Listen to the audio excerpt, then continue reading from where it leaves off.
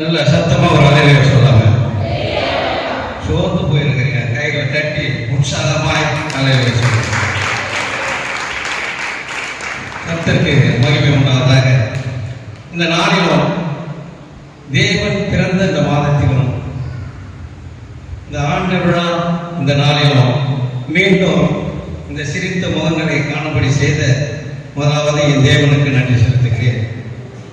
என்னையும் பேச அழைத்த அன்பு சகோதரர், உங்கள் ஊழியக்காரர், மனைவி பிள்ளைகளும், தலைவர், செயலாளர், பொருளாளர், மூப்பர், என் எதிரில் அமர்ந்திருக்கும் அனைத்து விசுவாசிகளுக்கும், பேண்ட் வாசித்த, கீபோர்டு வாசித்த,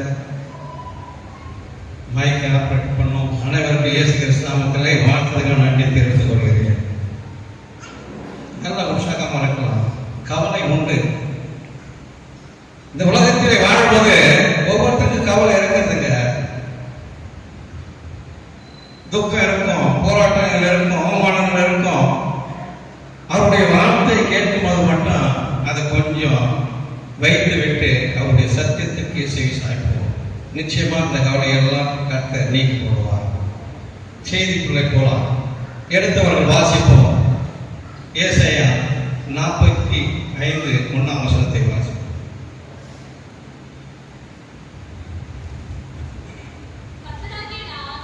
கர்த்தராகிய நான்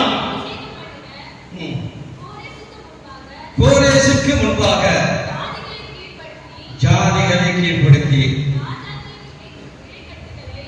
ராஜாக்களின் இடைக்கட்டுகளை அவிக்கும்படிக்கு அவனுக்கு முன்பாக வாசல்களையும்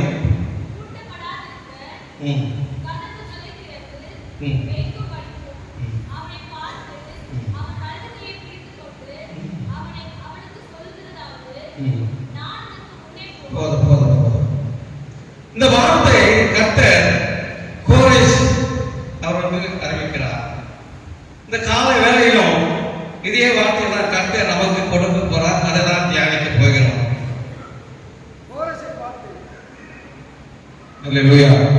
கோரேசை பார்த்து கர்த்தர் சொன்ன வார்த்தை இப்பொழுது உங்களை பார்த்து கர்த்தர் சொல்கிறார். என்னால் அபிஷேகப்பட்ட சகோதரியே, சகோதரனே, உனக்கு முன்பாக எப்படிப்பட்ட அதிகாரம் உடையவர்கள் எழுப்பி நின்றாலும் நீ பயப்படாத, கலங்காத. அவர்களெல்லாம் உனக்கு முன்பாக நான் கீழ்படுத்தி அவர்களை தாழ்த்துவேன் என்று ஆண்டவர் ஒரு வாக்கு கொடுக்கிறார். 2வது அதிகாரம் பார்க்கும் பொழுது வேதத்தில் பார்க்கும்போது சில ராஜ்யங்கள் எல்லாம் எதிரிகள் தொட்டு கூட பார்க்க முடியாது. காரணம், அதனுடைய வாசல்கள் மிக உறுதியா இருக்கும். எப்படிப்பட்ட பல வாய்ந்த ராணுவங்கள் போனாலும் அசைத்து பார்க்க முடியாத வாசல்கள் உள்ள இதா இருக்கிறது வேதம் சொல்லுகிறது. ஆனா அவருடைய பிள்ளைகளுக்கு கர்த்தர் சொல்றார், பூட்டப்படாத வாசல்களை நான் கதவுகளை திறந்தே வைத்திருக்கிறேன் என்று ஆண்டவர் வாக்கு கொடுக்கிறார். உங்களை பார்த்து ஆண்டவர் சொல்றார். யாரை பார்த்து? என் வசனத்துக்கு நடுங்குகிறவர்களை பார்த்து கர்த்தர் சொல்கிறார், உங்கள் வலது கையை பிடித்து கர்த்தர் சொல்கிறது என்னவென்றால் 2வது அதிகாரத்தை அப்படியே வாசிப்போம். நான் உனக்கு முன்னே போய் கோணலானவைகளை செவையாக்குவேன். போதுங்க. கர்த்தர் பாருங்க, கோணலான வழிகள் நம் போகக்கூடாத பிடிக்க தடையா இருக்கிறது. மகனே, மகனே, நீ ஏன் கவலைப்படுற?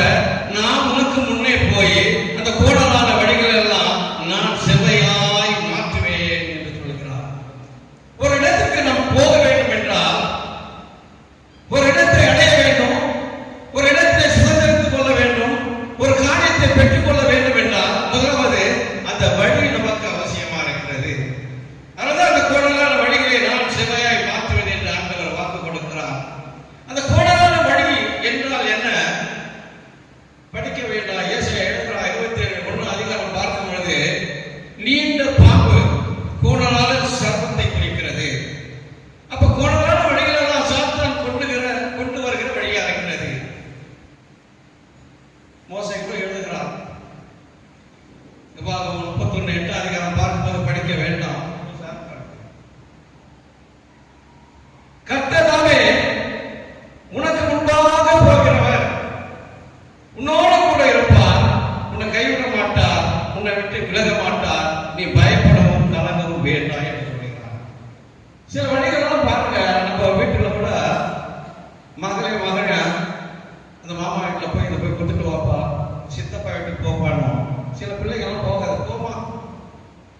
அஞ்சத்துக்கு போகலாமா, அது வழியே மாறி அங்கே போக முடியாது, வண்டி ஓட்டி போக முடியாது, முதுகெல்லாம் போயிட்டு வந்து நோகமான்னு சொல்லுவாங்க.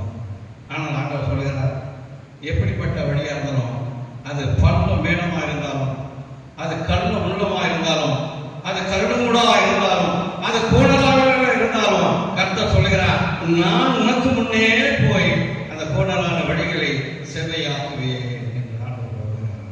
ஒரு அல்லேலூயா. இப்ப போறோம், அந்த வழியில கொண்டு போய் எங்க போனோமோ அங்க நிற்கிறோம். நின்னது அது உள்ள போவதற்கு தடை. அப்ப தடைகளை நீக்குவதற்கு என்ன செய்ய வேண்டும்? அவர் எதுக்கிறார்? நீங்க 2:13 அதிகாரம் பார்க்கும்போது, தடைகளை நீக்கி போடுகிறவர் அவர்களுக்கு முன்பாக கடந்து போகிறார். அன்றைக்கு இஸ்ரவேல் ஜனங்கள் எகிப்திலே அடிமைத்தனத்தில் இருக்கும் பொழுது விடுதலையாக்கி கொண்டு வரார். பாருங்க, கடல் தடையா இருக்கிறது, தடையை நீக்குகிறார். அமலேக்கியர்கள் தடையா இருக்கிறார்கள், தடையை நீக்கிறார். யோர்தான் தடையா இருக்கிறது, தடையை நீக்கிறார். எரிகோ தடையா இருக்கிறது, தடைகளை நீக்கிறார். அப்போ எத்தனையோ தடைகளை நீக்கிற தேவன் நம்முடைய வாழ்க்கையிலும் ஆசீர்வாதம் கிடைக்காதபடிக்கு தடையா இருக்கலாம், வியாதிகள் நீக்காதபடிக்கு தடையா இருக்கலாம், ஏதோ ஒரு பிரச்சனை உன் வாழ்க்கையில தடையா இருக்கும். நீ கவலைப்படாத, இந்த மாதம் முடிய போகிறது. இந்த புது வருடத்தை காண்பதற்குள்ளே அந்த தடைகளெல்லாம் நீக்கி கர்த்தர் நமக்கு முன்பாக போய் கொண்டிருக்கிறார் என்பதை மறந்துவிட வேண்டாம். ஒரு அல்லேலூயா. அவர் போறாருங்க. எதற்காக போகிறார்? என்ன கொடுக்க போகிறார்? 4 அதிகாரத்தை வாசிப்போம். வெண்கல கதவுகளை உடைத்து, இரும்பு தாழ்பாள்களை உடைத்து, அந்த காலத்தில் இருக்கும் பொக்கிஷங்களையும் ஒளிவிடத்தில் இருக்கும் புதையல்களும் உனக்கு நான் கொடுப்பேன். வழியை செவிப்படுத்துவதும் தடைகளை நீக்குவதும் காரணம் என்ன தெரியுமா? கர்த்தர் நமக்கு பொக்கிஷங்களும் புதையல்களும் இந்த ஆண்டு முடிவதற்குள்ளே தரப்போகிறார். ஒரு அல்லேலூயா. இதெல்லாம் நடக்கும். சிலருக்கு சந்தேகம் இருக்கலாம், அது தவறு இல்லை. கர்த்தர் சொல்கிறார், ஆதியாகமம் 28:15 அதிகாரம் பார்க்கும்போது படிக்க வேண்டாம். நான் சொன்னதை செய்யும் அளவும் உங்க நான் கைவிட கொடுப்பார்கள். நம்பிக்கையோடு வாழ்ந்து கொண்டிருக்க வேண்டும். அது பெற்றுக்கொள்ள வேண்டும் என்றால் அவர் பலத்த கைகளுக்குள்ளே நாம் அடங்கி இருக்க வேண்டும். ஏற்ற வேலை வைத்திருக்கிறார், நம்மை உயர்த்தும்படிக்கு, நம்மை ஆசீர்வதிக்கும்படிக்கு. ஒரு அல்லேலூயா. அதுக்கெல்லாம் ஒரு நாள் வரும், நிச்சயமா ஒரு நாள் வரும். அது உன்னை தேடி வரும்.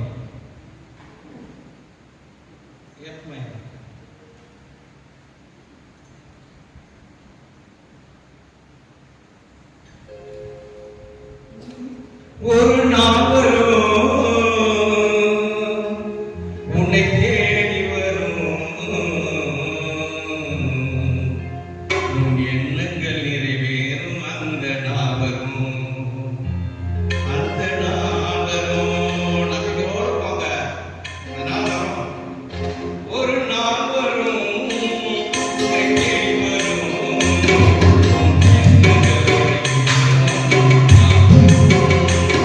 The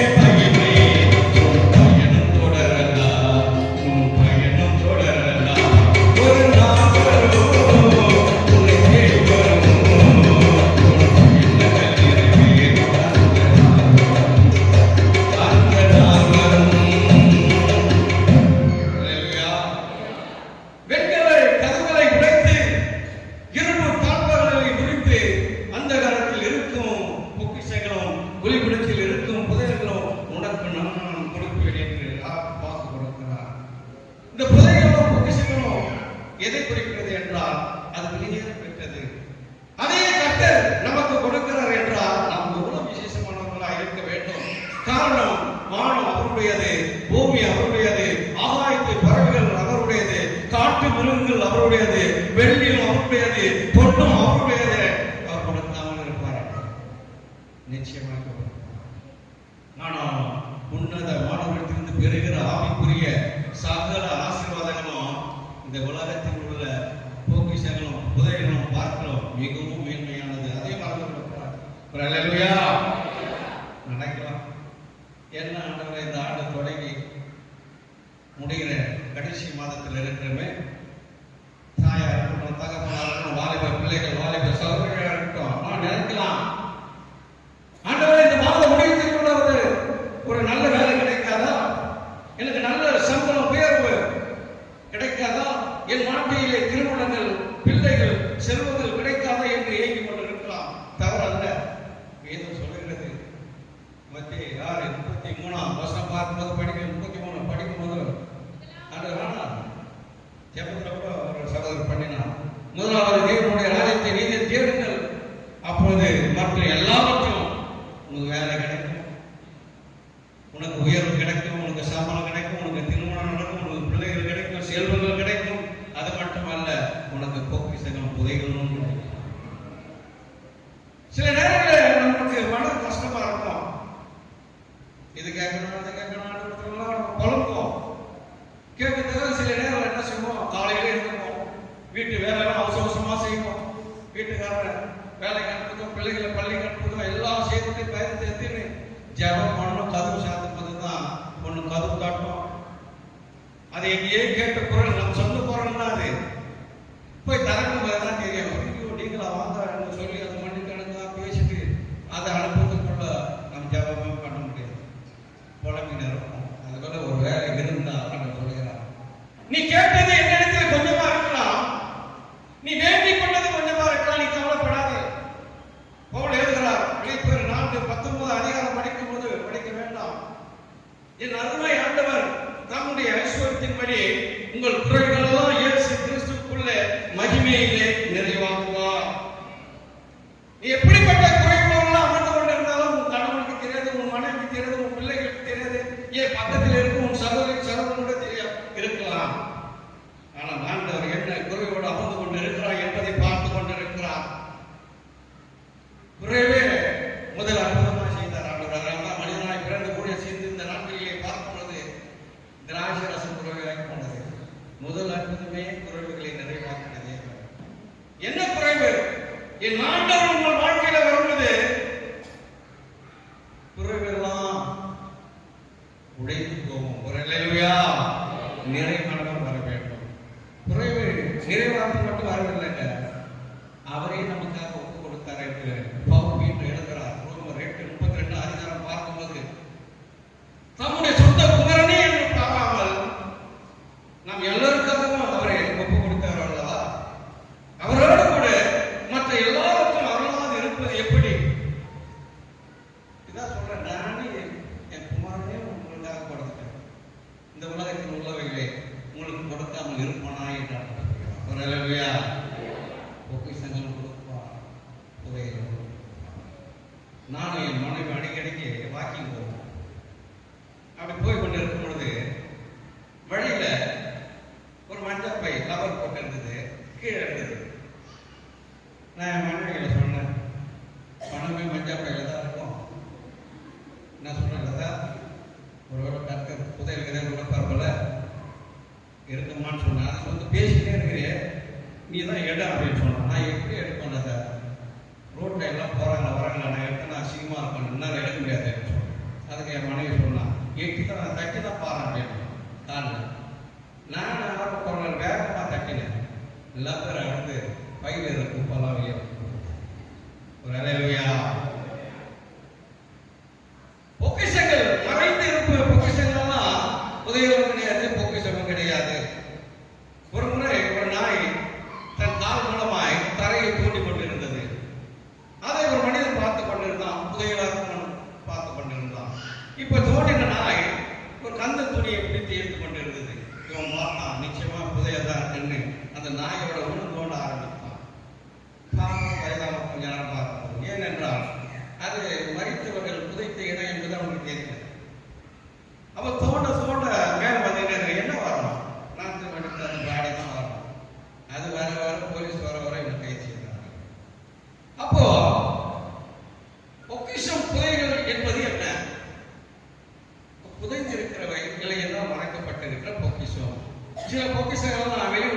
தெரியாது.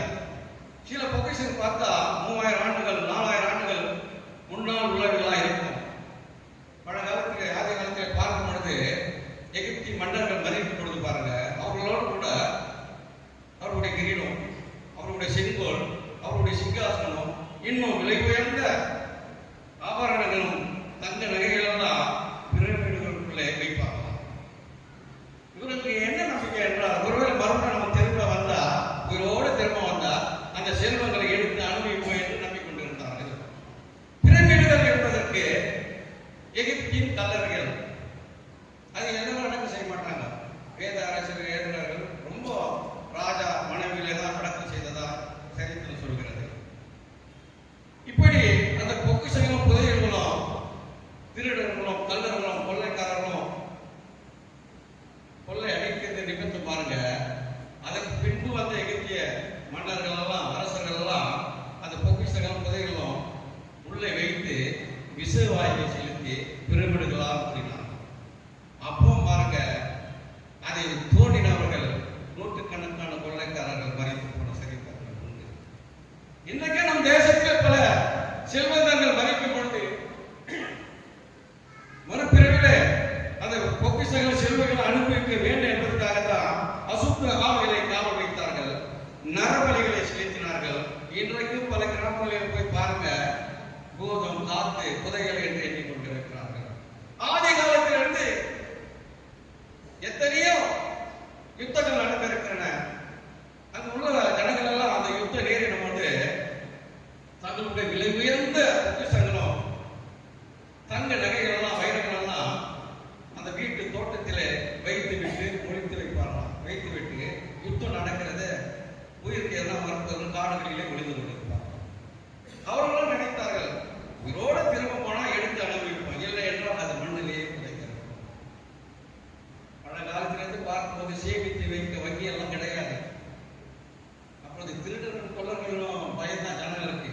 அந்த பணத்தை அந்த வெள்ளி காசும் என்ன செய்வதற்கு புரியாமல் மண்ணில் தான் புதைத்து வைப்பார்கள். அதனாலதான் ஓமையா கர்த்தர் கூட ஒரு வார்த்தை சொல்கிறார், படிக்க வேண்டாம்.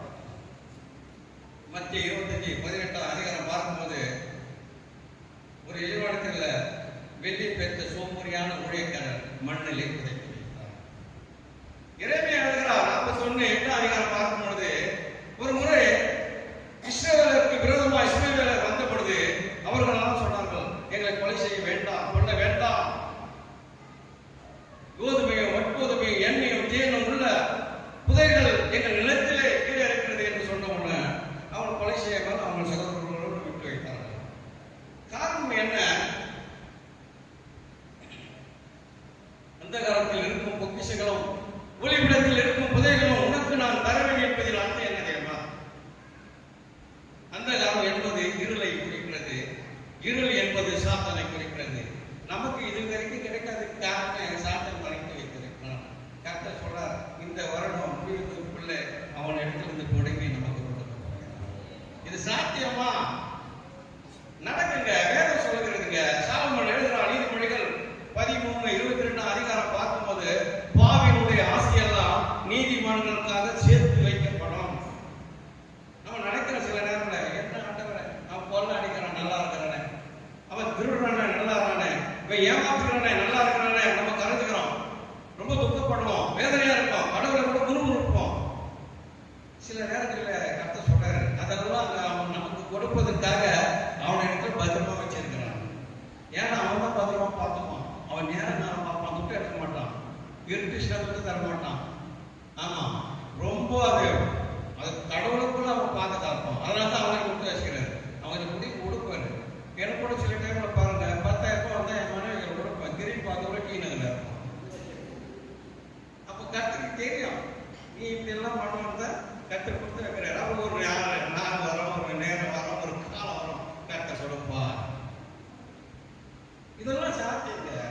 யோசுவா 24:13 அதிகாரம் பார்க்கும்போது, நீங்கள் பண்படுத்தாத தேசத்தையும் நீங்கள் கட்டாத பட்டணங்கள் எல்லாம் உங்களுக்கு கொடுத்தேன், அவைகளிலே குடியிருக்கிறீர்களே.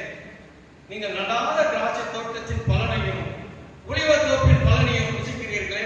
ஆண்டவர் எவ்வளவு அழகா சொல்றாரு. பயப்படாத, நீ எவ்வளவு சம்பாதிச்சு பணத்தை லேண்டை வாங்கி வீட உனக்கு ரெடிமேடியா ரெடிமேடா தரேன், உன் வீடோடு தரேன், காரோடு தரேன், மகளோடு தரேன், நான் ஒரு புதையலா கொடுப்பேன் என்று வாக்கு கொடுக்கிறார். ஒரு அல்லேலூயா. அதனால்தான் அந்த உலகம் தோற்றத்துக்கு முன்பாக கர்த்தர் நம்ம மேல் வைத்த அன்பின் நிமித்தம் தான் கிறிஸ்துவுக்குள் உன்னதமான ஆவிக்குரிய சகல ஆசீர்வாதங்களும் இந்த உலகத்தில் உள்ள ஆசீர்வாதங்களும் நமக்கு கர்த்தர் கொடுக்க போகிறார்கள். ஏசாயா தீர்க்கதரிசி எழுதுகிறார் 64 அதிகாரம் பார்க்கும்போது, தேவனே உமக்கு காத்திருக்கிறவர்களுக்கு நீர் செய்பவர் நீங்க இல்லாமல் இந்த உலகம் உண்டானது முதல் ஒருவனும் பார்த்தது கிடையாது, செவியால் உணர்ந்ததும் கிடையாது, அது கண்டதும் கிடையாது என்று எழுதுகிறார். ஒரு அல்லேலூயா. யோசுவா எழுதுகிறார் 6:1 அதிகாரம் பார்க்கும் பொழுது, இஸ்ரவேலுக்கு விரோதமா எரிகோ அடைக்கப்பட்டிருந்தது. அவர்கள் புதிகளை சொல்லி வரும்போது அந்த எரிகோ மதில்களெல்லாம் இடிந்து விழுந்த சரித்திரம் நம்ம படித்திருக்கோம். அதனால 2 கதவுகளை உடைத்து இரும்பு தரப்புகளை முறித்து அந்த எரிகோ ராஜாவையும் அந்த யுத்த வீரர்களும் அவர்களுடைய கரத்தில் கொடுத்த தேவன் நம்முடைய கரத்தில் தரமாட்டாரா? பொக்கிஷங்கள் புதையலும் தருவா. அவர் தலைதான் எழுப்புகிறார். ஆனா இருவரின் அதிபதியான சாத்தான் தான் அதை மறைத்து வைத்திருக்கிறார். அதனால அந்த காலத்தில் இருக்கும் பொக்கிஷங்களை என்று தேவன் அறிவிக்கிறார்.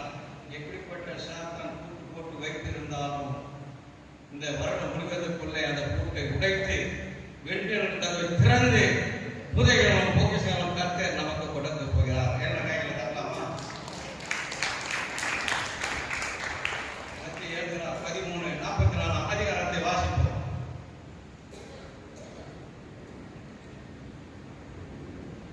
சீக்கிரம் சீக்கிரம்.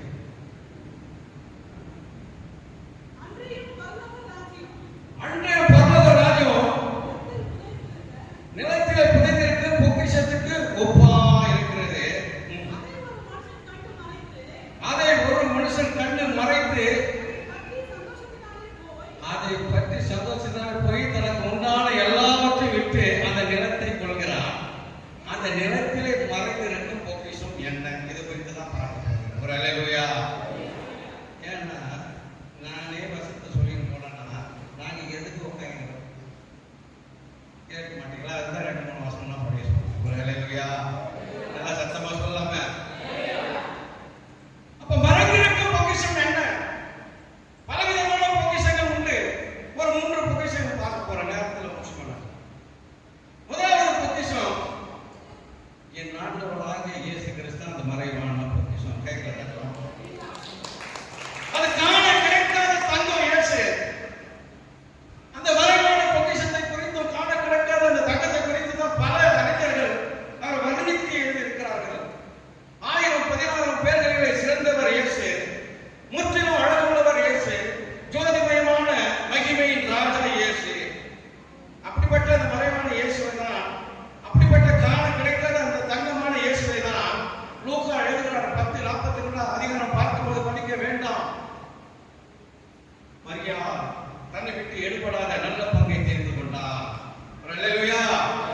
அந்த மறைவான பொக்கிஷத்தை பார்க்க இன்னும் தெரிந்து கொள்ள வேண்டும் என்பதற்காக அவர் பாதத்திலே அமர்ந்து கொண்டு இருந்தார். இன்றைக்கு கூட கிறிஸ்துவன் சொல்றோம், இயேசுக்கு தான் தெரியும். அவ்வளவு பேருக்கு இயேசு பற்றி வரலாறு தெரியாது. அந்த மறைவான பொக்கிஷத்தை இன்னும் அறிந்து கொள்ளவில்லை. கிறிஸ்தவர்கள் சொல்லுவோம், ஆதி கிறிஸ்தவர்கள் சொல்லுவோம், பரம்பரை கிறிஸ்தவர்கள் சொல்லுவோம். ஆனா மனுஷ குமாரனா இந்த பூமியிலே வந்தபடியா அநேகர் அந்த தெய்வீகத்தின் பொக்கிஷத்தை அறியவில்லை. பவுல் ஒரு காலத்திலே சவுலாக இருக்கும் பொழுது கமாலியின் பாதங்களிலே பயின்றவன், நியாயம் பிரபலங்களை கரைத்து குடித்தவன். ஆனாலும் அந்த மறைவான இயேசுவை அவன் அறிந்து கொள்ளவில்லை. ஒரு அல்லேலூயா. அவன் கிறிஸ்தவர்களை துன்பப்படுத்திக் கொண்டே இருந்தான், சித்திரவதைப்படுத்தினான், கொடுமைப்படுத்தினான், சிறைச்சாலைகளை தங்கினான். அது போதாது என்று தமஸ்கா வழிய போகும்போதுதான் இயேசுவை சந்தித்தான். ஒரு அல்லேலூயா. ஏன்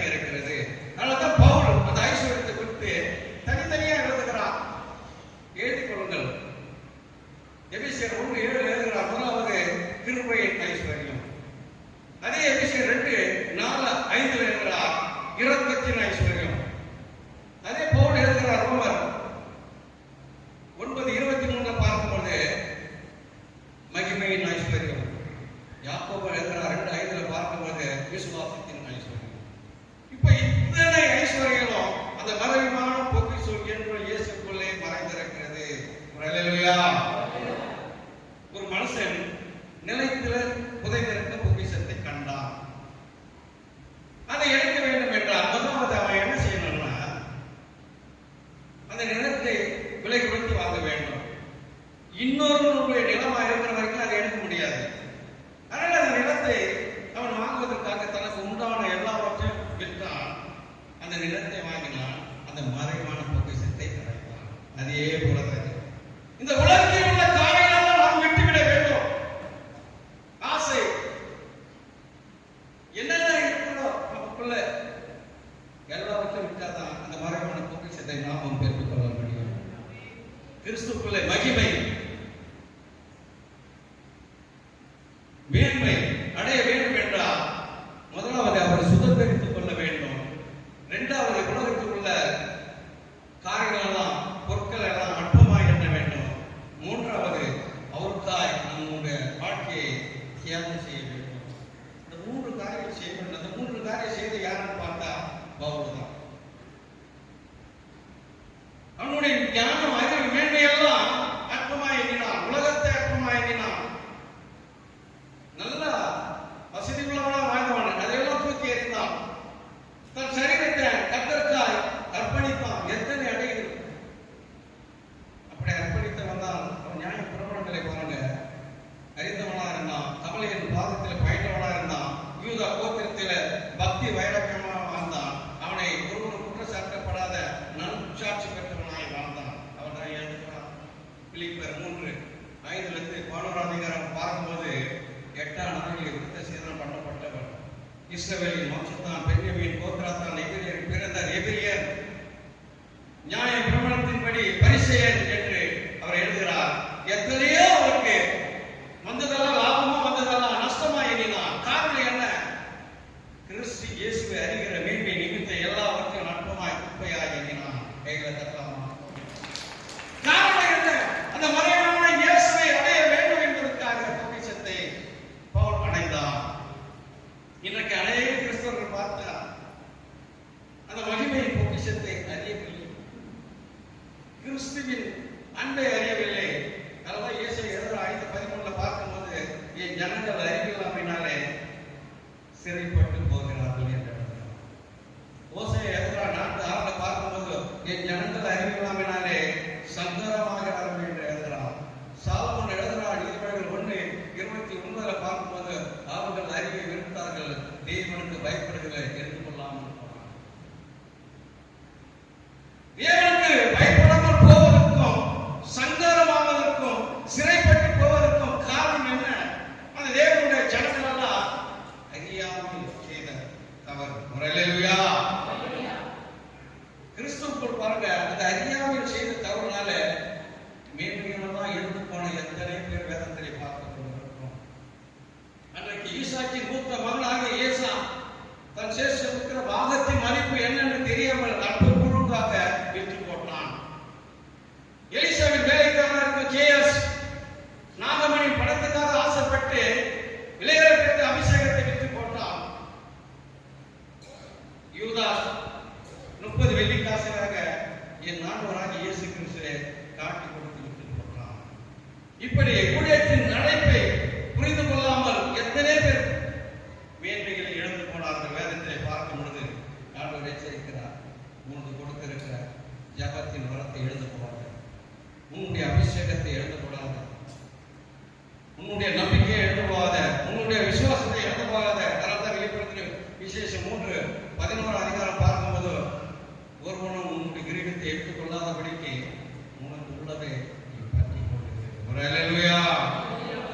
ஒரு சகோதரி வாலிப நாட்களிலே துடிப்புள்ள பெண்ணா இருக்கும் பொழுது இயேசுவை அறிந்து கொண்டார். அந்த மரபணு பொக்கிஷத்தை சுதந்திரித்துக் கொள்வதற்காக தன்னுடைய வாழ்க்கையை தியாகம் செய்தார். எப்படி? திருமணம் செய்த சுகபோகங்களை மறந்தார். ஆண்டவருக்காய் எல்லாவற்றையும் எழுந்து போனார். அவள் பெயர் பொன்னாமா. அவள் எழுதின பாடல் தான் மண்ணுக்காக மாணிக்கத்தை விட்டிட மாட்டேன். அந்த பாட்டு ஒரு அப்படியே பாடல கேட்க. மண்ணுக்காக மாணிக்கத்தை விட்டிட மாட்டேன். பாருங்க,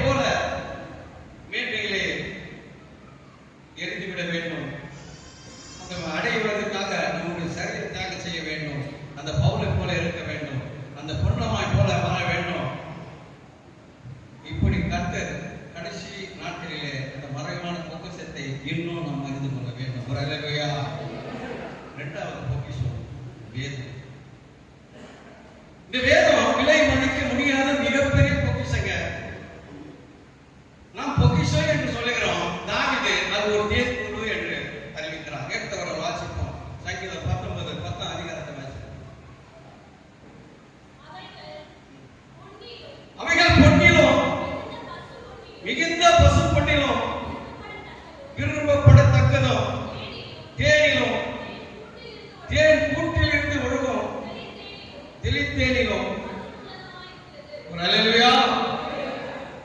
அது பாருங்க, தேன் குடி என்று அறிவிக்கிறார் அந்த வேதத்தை குறித்து. அதிலிருந்து ஒழுங்கும் ஒவ்வொரு துளியை நம்ம உட்கொள்ளும் பொழுது உன் உள்ளம் கசந்து போயிருக்கும். அந்த வார்த்தை அதுக்குள்ள இறக்கும் போது உன் ஆத்துமா, கசந்து போன ஆத்துமா மதுரமாய் மாறும். ஒரு அல்லேலூயா. அதை தியானிக்க வேண்டும், அது மேல் பிரியப்பட வேண்டும். அந்த வேதத்தை கூட மேலோட்டமா வாசிக்க கூடாதுங்க. மேலோட்டமா வாசித்தா வெளியேற பெற்ற அதனுடைய வெளிப்பாடுகள்லாம் தெரியாது.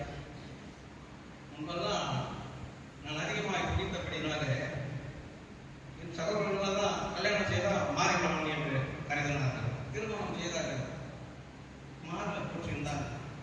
பிள்ளைகள் பிறந்தா மாறிவிட வேண்டாம். 2 பிள்ளைகள் பிறந்தது மாறி. என் மாமா மாமியாரெல்லாம் ஊழியம் செய்கிறார்கள். அடிக்கடிக்கு தகராறு வரும். மாமனார் மாமியார் ஆலயத்தை நடத்தணுமா வாழவா மூடினமானாலும் கேட்டாங்க.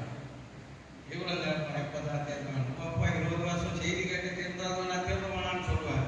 இப்படி அடிக்கடி தகராறு வந்து அவன் பார்த்தா இவன் திருந்த மாட்டான்னு என்னை கூப்பிட்டான். நீ வாழ்க்கையில் திருந்த மாட்ட, ஒரு காரியம் எனக்கு செய்யணும், சத்தியம் செய்யணும்னு சொன்னான். என்னன்னு, நீ அதிகாலையில் எழுதணும், ஒரு அதிகாரம் 2 அதிகாரம் படிக்கணும். நீ படிக்கக்கூடிய நான் எதையும் நல்லா தெரியும். சரி, படிக்க சொல்றாரு, குடிக்க சொல்றாரு, எது சொல்ல தப்பான்னு நான் சத்தியம் செய்தேன். நான் வரும்போது குடிச்சுட்டு வந்தேன்னா வீட்டில் வரலாம் 1 மணி ஆகும், 2 மணி ஆகும். திருமணம் ஆகி ஒரு 30 வருடமாக குடித்து கொண்டு வருது. நான் காலையிலே எழுதுதான் எழுப்புறேன், தட்டி தட்டி எழுப்புறோம். எனக்கு சத்தியம் வந்து மறந்துட்டேன். மறுபடியும்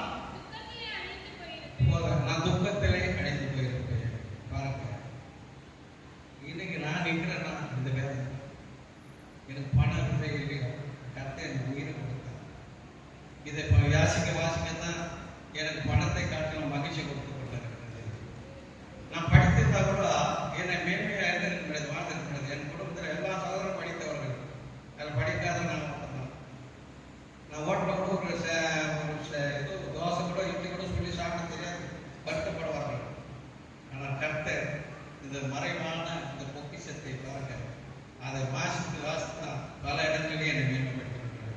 ஒரு அல்லேலூயா. இந்த வேதம் மட்டும் இல்லை என்றால் மகிழ்ச்சியா இல்லாவிட்டால் துக்கத்திலே மடிந்து போயிருப்பங்க. என்ன துக்கம் இருக்குது வாழ்க்கையில? பல துக்கங்கள் நம்மளை மடிய செய்யும். இந்த வேதத்தை நீ எடுத்துக்கோ, அதிலிருந்து உன்னை காப்பாற்றலாம், உன்னை மகிழ்ச்சியா. ஒரு அல்லேலூயா. வாழ்க்கைக்கு எது அவசியம்? மகிழ்ச்சி இல்லாத வாழ்க்கை எதுக்கு? இந்த மகிழ்ச்சி வர வேண்டும் என்றால் என்ன செய்ய வேண்டும்? இந்த பொக்கிஷமான வேதத்தை நீ வாசித்துக் கொண்டே இருக்க வேண்டும். இருதயத்தில் வாயிலும் கையில் எடுத்துக் கொண்டே இருக்க வேண்டும். எத்தனை கவலை வரட்டும், அது நம்மை அசைத்து பார்க்காது, நம்மளை அழித்து போட முடியாது. ஒரு அல்லேலூயா. மகிழ்ச்சியை கண்டுகொண்டேன். இன்னொரு ரகசியத்தை கண்டுகொண்டேன். எடுத்தவர்கள் வாசிப்போம். எரேமியா எழுதுறார், 15:16 எழுதுறார்.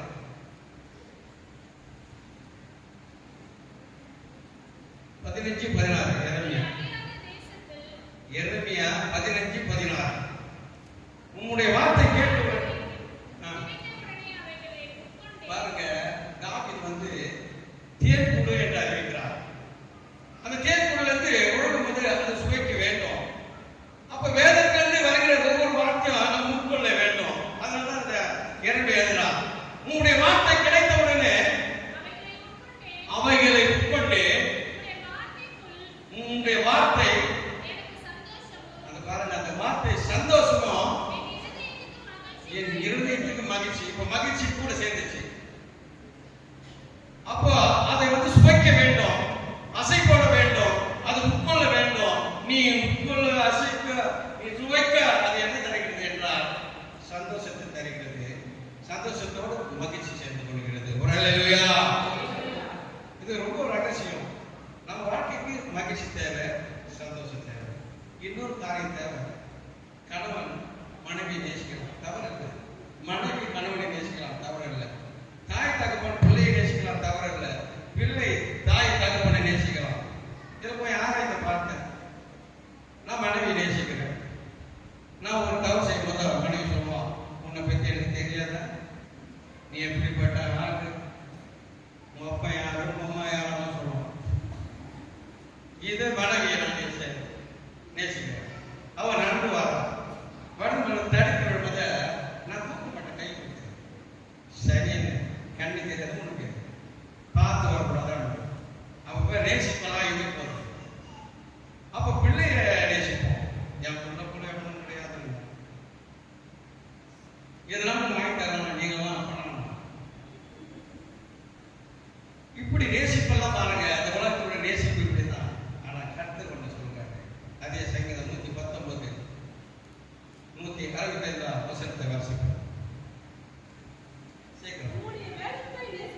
உம்முடைய வேதத்தை நேசிக்கிறவர்களுக்கு மிகுந்த சமாதானம் உண்டு. போதுங்க, கைகளை தட்டுங்க.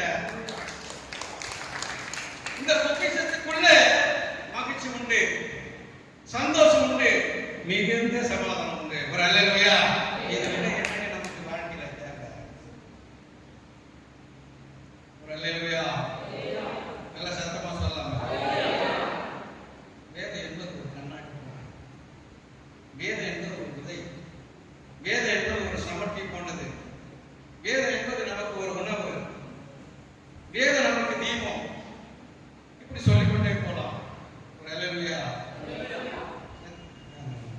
ஆபரகம் லிங்கம் ஒரு என்பதான்.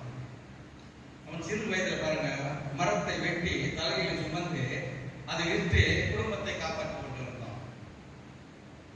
நம்ம வீட்டுக்குள்ள ஒரு பாட்டி, மகனே இங்க வா, வேதத்தை கொடுத்து இதை நீ வாசி, உன்னை உயர்த்தும், உன்னை பாக்கியவனாய் மாற்றேன் கொடுத்தாங்க. அந்த பாட்டி கொடுத்தாங்க.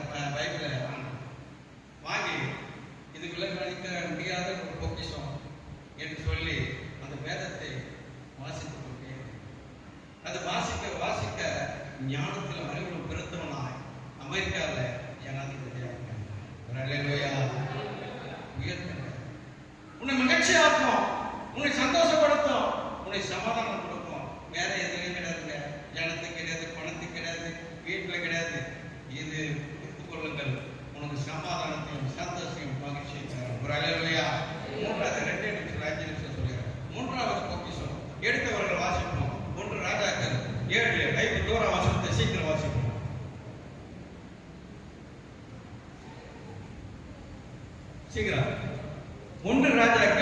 7:51.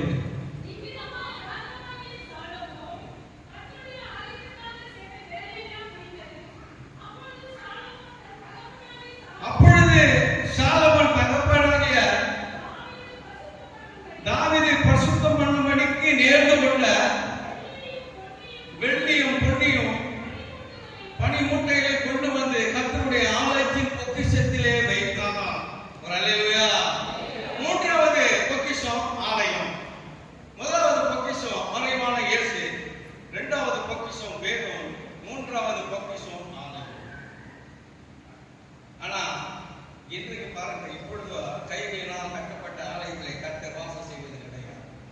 ஏன் கிடையாது? அதான் பவுல் எழுதுகிறார் 1 கொரிந்தியர் 3:16 அதிகாரம் பார்க்கும்போது, நீங்களே தேவனுடைய ஆலயமா இருக்கிறீர்களே, தேவனுடைய ஆவி உங்களுக்குள்ளே வாசமா இருக்கிறார் என்பதை நீங்கள் அறிவீர்களா என்று கேட்கிறார். அப்ப ஆலயமே நாம தான். மறுபடியும் அதே பவுல் எழுதுகிறார் 1 கொரிந்தியர் 6:19 பார்க்கும்போது, உங்கள் சரீரமான நீங்கள் தேவனால் பெற்று உங்களுக்குள் தங்கி இருக்கிற ஆலயமா இருக்கிறது என்று படிக்க. உங்கள் சரீரமானது நீங்கள் தேவனாலே பெற்று உங்களில் தங்கியிருக்கிற பரிசுத்த ஆவியினுடைய ஆலயமா இருக்கிறது என்று நீங்கள் உங்களுடையவர்கள் அல்ல அறியீர்களா? நமக்கு சரீரம் கிடையாது. கர்த்தர் சொல்றார், உங்களுக்கு சரீரம் கிடையாது, உன் சரீரம் தான் எங்களுக்கு ஆலயம். அதான் சொல்றார், நீங்கள் தான் கர்த்தருடைய ஆலயம், நீங்கள் தான் கர்த்தருடைய வாசஸ்தலம், நீங்கள் தான் மகா பரிசுத்த தலம், நீங்கள் தான் அவருடைய வீடு வாசல். ஒரு அல்லேலூயா. அதாவது கர்த்தர் நமக்குள்ள அவருடைய மகிமையான பொக்கிஷத்தெல்லாம் வைக்க சித்தமுள்ளவராக இருக்கிறார். இந்த மண்பண்டமான இந்த சரீரத்துக்குள்ளதாக கர்த்தர் மகிமை, மகத்துவம், வல்லமை, இப்படி விலையுயர்ந்த பொக்கிஷத்தை வைத்திருக்கிறார். மறந்துவிட வேண்டாம். ஒரு அல்லேலூயா. இந்த சரீரமான இந்த பொக்கிஷமான அந்த ஆலயத்துல தான் கர்த்தர் தங்கி கொண்டிருக்கிறார், வாசம் செய்து கொண்டிருக்கிறார். இந்த சரீரத்தை நாம் பாதுகாப்பாக வைத்துக் கொள்ள வேண்டும். காரணம், இது நம்முடைய சரீரம் அல்ல, தேவனுடைய ஆலயம். இந்த ஆலயத்துக்குள்ளதான் மறைவான இயேசு இருக்க வேண்டும். இந்த ஆலயமான இந்த சரீரத்துக்குள்ளதான் வேதம் இருதயத்தில் இருக்க வேண்டும். இந்த சரீரம், இந்த வேதம், இந்த மறைவான இயேசு மூன்று இணைவதுதான் கர்த்தர் வெண்கல கதவுகளை உடைத்து இரும்பு தாக்குதலை பிரித்து அந்த காலத்தில் இருக்கும் பொக்கிஷங்களும் புதைகளும் கர்த்தர் நிச்சயமா இந்த ஆண்டு பார்ப்பதற்குள்ள புது வருட பார்ப்பதற்கு கொடுப்பார். கர்த்தருக்கு